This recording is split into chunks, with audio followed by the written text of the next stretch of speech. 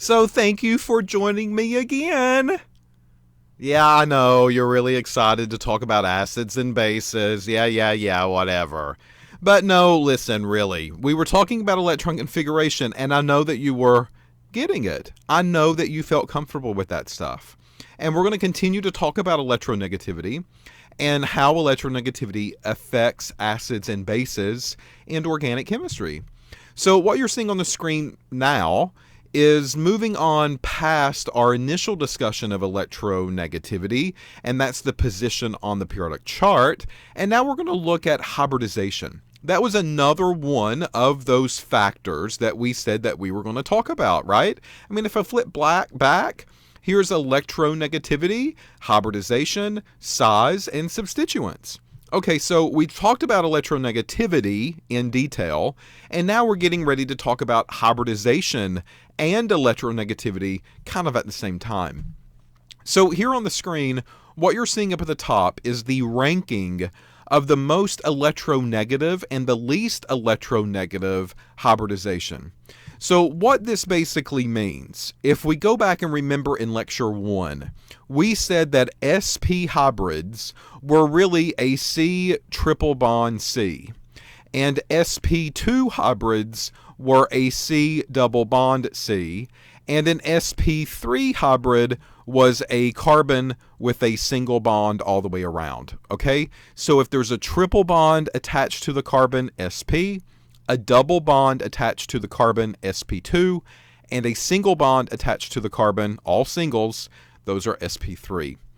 So all of these hybridization theories relate to electronegativity, and you can kind of see why. The reason is because these bonds all represent 2 electrons. So this is really 2, 4, 6. 6 electrons here. This double bond, we have 4 electrons there. And then this single bond, we have 2 electrons that are here. Okay, so we need to talk about how this relates to acidity. And if you look down here below, you will see a representation of a triple bond called ethine, and then a double bond, same number of carbons, called ethene, and then single bond, same number of carbons, called ethane. So ethane, ethene, and ethine. And they each have pKa's that are associated with them. All right, so the pKa here is 25. The pKa here is 44. And the pKa here is greater than 60. Folks, that means that amines are better acids than sp3 carbons and hydrogens. Okay, we've already talked about amines, how problematic they were. Now you can kind of see why I told you very early on that if you have hydrogens, 3 of them like this attached to a carbon, or 2 of them like this attached to a carbon, just ignore them. I told you ignore them. Don't even pretend like you can remove those. They're not going to be acidic. They're going to be very hard to remove. So out of these pKa values, this one is the lowest. But notice when I say lowest, I'm getting ready to say that this one is the most acidic out of the 3 choices, but this is still a relatively high number, people. Okay, alcohols were 15s. So this means that that solution has to be greater than a pH of 25 for that molecule to give off the hydrogen. That is kind of high for us in a regular working laboratory. I'm not going to say it's impossible, but this is stuff that we just don't really do on a daily basis. pH higher than 25 before this thing will turn acidic. So all in all, the hydrogens that are attached to these carbons that are sp3, sp2, and sp, they are not acidic like we would think acids are, but we still rank their acidity. So just because I'm saying that ethine is the most acidic does not necessarily mean that it's a very good acid. It's the most acidic out of these 3, but there's other things that are way more acidic than ethine is. And ethine is not a very good acid, to tell you the truth.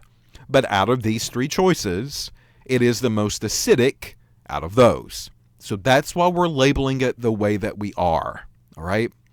So now we need to talk about why. So if this is the most acidic, then that means that this hydrogen can be removed much easier than these hydrogens are going to be. And we've got to talk about why. Why does that really happen? When these electrons all get clustered up right here, there's 6 of them in total. Why is it that this hydrogen can easily be removed compared to the double bond version and the ethane version? So the reason, one of the reasons here, is that this triple bond is very electron dense. There's a lot of electrons here, folks, right? 3 lines, 2 apiece. We've already talked about this. So, in the sp characteristic means that all of these orbitals are going to be the same. So all 4 of these bondings are going to be identical. And this sp was kind of the figure 8 with a little circle down below. And if all of these are the same, they are the same distance. And this is really like a 50% characteristic S and 50% characteristic P. We see a little circle on one end, and the other half of that orbit is that figure 8 shape. The measure of electronegativity is really how close the electrons can be in the nucleus. That's really electronegativity. That's why we keep saying it's electron greedy. It's electron greedy. It wants to pull those electrons in closer to it. So out of these 3 choices, here's the first argument. SPs, the SP characteristic is 50% S, 50% P. In the SP2, well, here it's a 66% and 33%. So the S characteristic goes lower for all of those bonds that are involved in that hybrid. And in the sp3, it goes even lower. The S makes up 25%, and the P's make up 75% of that total, right? 3 plus 1 is 4. So 1 out of 4 is 25%. 3 out of 4 is 75%. So 2 plus 1 is 3. All right. So if 2 plus 1 is 3, 1 out of 3 is 33%. 2 of 3 is 66%. And then finally S and P, 1 and 1. So that's a total of 2. So 1/2 and 1/2, 50-50. So this is going to tell us S characteristic is a circle. It's a sphere. It's closer to the nucleus. The P lobe is a figure 8 that goes a little bit further out. If the measure of electronegativity is due to how close those electrons can get to the nucleus, then the P orbits are going to be a little bit problematic because they can go further away. The spherical S is really centered around the nucleus of that atom. So in an SP, this is 50% S, meaning that 50% of the time the electrons are going to be right here in the center. When we go to sp2, which is a double bond, this is only 33% of S. So 33% of the time, just part of the time, those electrons are going to be closest to the center. If they're only partly closer to the center, then the electronegativity goes down, and electronegativity is related to acidity, and that's why ethine beats out ethene. And the same thing happens to sp3. In the sp3, only 25% of the characteristic is S. 25% of the time, those electrons are near that nucleus. That means out of the 3, this one is least electronegative. If it's least electronegative, then that means that hydrogen is going to be harder to remove, just like in all of the other descriptions that we've been talking about, and that means it's less of an acid. Folks, that's what it comes down to. So what we're talking about are S characteristic here. How close is it to that nucleus? And it's 50%, 33%, and 25% in that area. It gets less and less and less electronegative as that goes forward. Another way to think about this, think of these electrons here. There's 6 of them, right? Those 6 electrons are all clustered together, and that kind of makes me think that that would be more electronegative because there's more electrons that are there. Okay, does that make sense? Maybe that makes better sense in the S description in the S orbital. And then here the sp2, that sp2 has 2 bonds here, which is a double bond. It has less electrons, just a total of 4. Therefore, it's it's not as electronegative as the first one. And then finally here, this is an sp3. That sp3 has only 1 bond. That is 2 electrons. There's even less electrons there located in that structure. And if that's the case, then that's great. But this area is not electronegative as ethene, and that is not as electronegative as ethine. And because it's not as electronegative, it is the least acidic out of the 3 choices. Finally, this slide, size is also important. This was also another one of those topics that I told you that we would talk about. And if you look here, F, Cl, Br, and I, they are all in the same column on the periodic table. So I'm going to put a big star beside of this because that's what we do. We look at relative sizes, and typically what happens is that we are picking something in one row, and then we go another row down, pick something else, another row down, pick something else. And normally it's in the same column on the periodic table. So the column that they have focused on here on the slide is the halogen column. So F, Cl, Br, and I. Those are the halogens that I told you that we would talk about very often.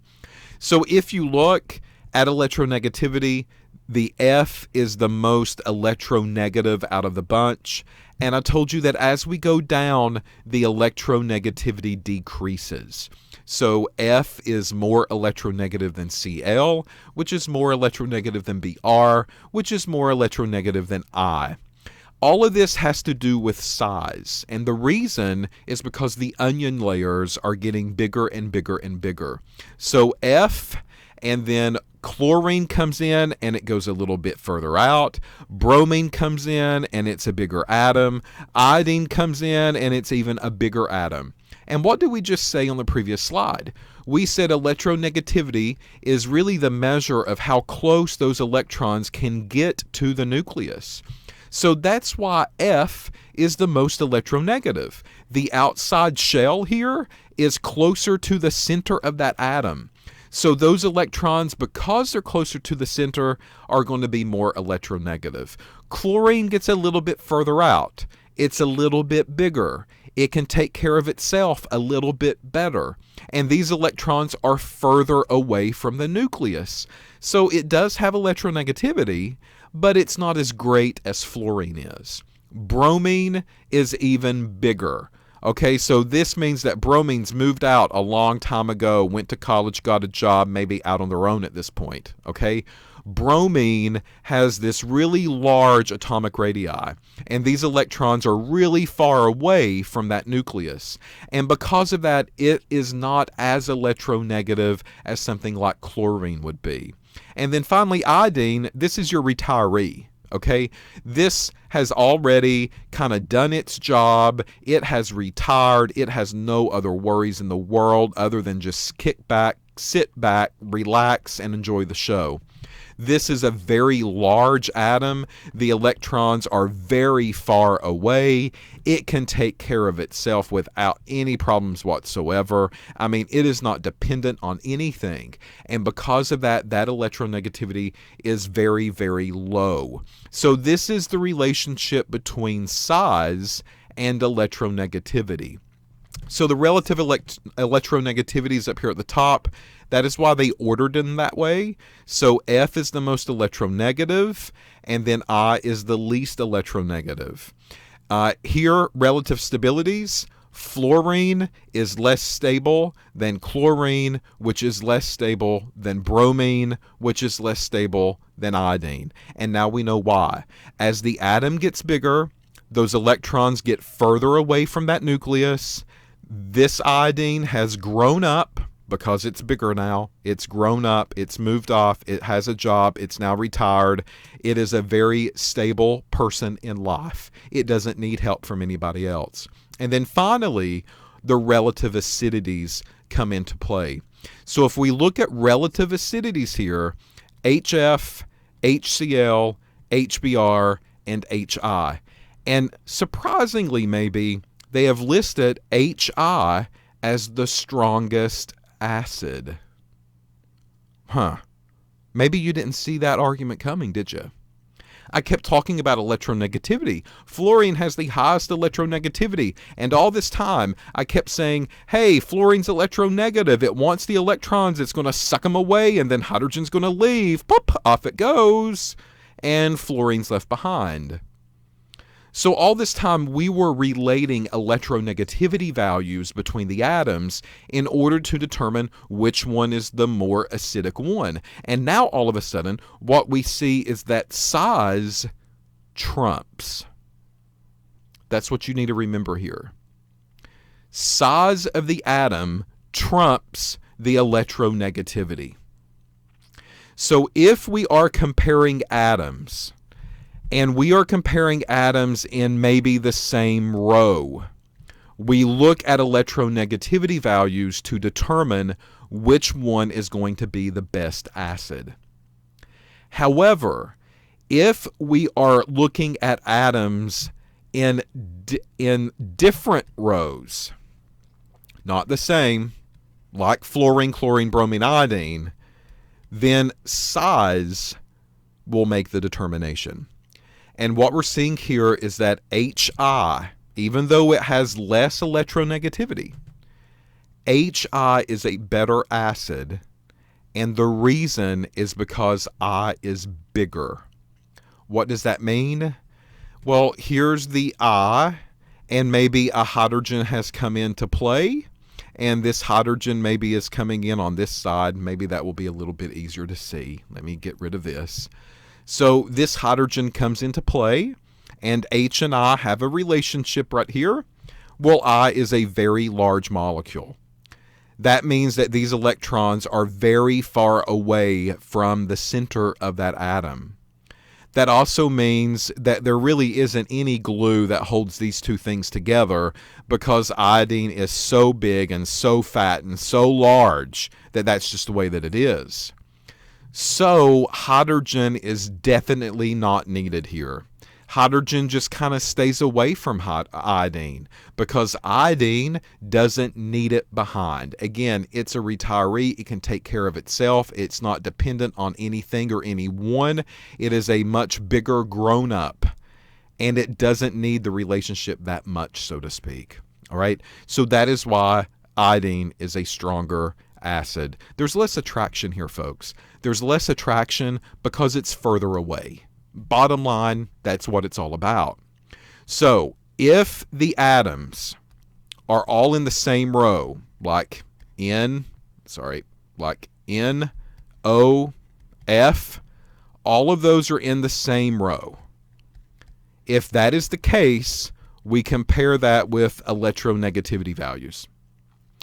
If they are in different rows, as in the case of F, Cl, Br, and I, then what we do, we look at size. The larger the size, the more acidic the compound is going to be. As far as electronegativity goes, the larger the electronegativity, the more acidic that compound's going to be. But size trumps. Whenever we start comparing these atoms, and we'll do a few examples, whenever we start comparing them, we will look at size first. Is size playing a role? If so, then we go by on which one's bigger. If size is not really playing a role and they all are in the same line across the periodic table, then we do look at electronegativity to make that decision. So in the next video, what we'll do is we'll do some example problems, all right? So we'll be asked to compare and contrast which one is the better acid, which one of these is the worst acid or better base, and so forth. And that's what we'll be focused on. So again, don't take too long of a break. This stuff is kind of fresh on your mind right now. We've talked about electronegativity and size and how it relates to acid. And common sense would say come back immediately and take a look at these example problems that we're getting ready to do, and we'll work them out and we'll talk through them, and maybe you'll get a little bit more comfortable with this type of material. So I'll see you in a few.